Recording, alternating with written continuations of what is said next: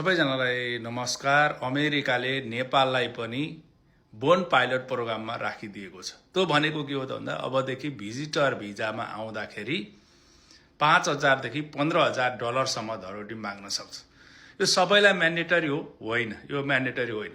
तपाईको travel history हेरेर तपाईको सबै कुरा हेरेर person to person, case by case, कसैको नमाग्न पनि सक्छ, कसैको माग्न पनि सक्छ। माग्यो भने 15,000 डलर चाहिँ यो चाहिँ बोन्ड आउने हो, यो चाहिँ रिफन्डेबल हो। तपाईँ नेपाल फर्किसकेपछि पाउनुहुन्छ।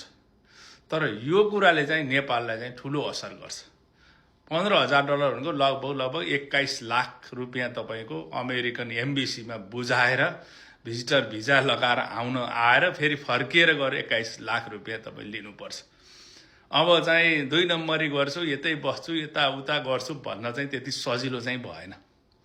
फेरि यो नेपाललाई मात्रै होइन, 38 वटा देशलाई यो गरेको छ। अमेरिकाले अब विदेश नीति चाहिँ एकदमै टाइट गरेको भन्ने कुरा हामी बुझिन्छ यो कुराबाट।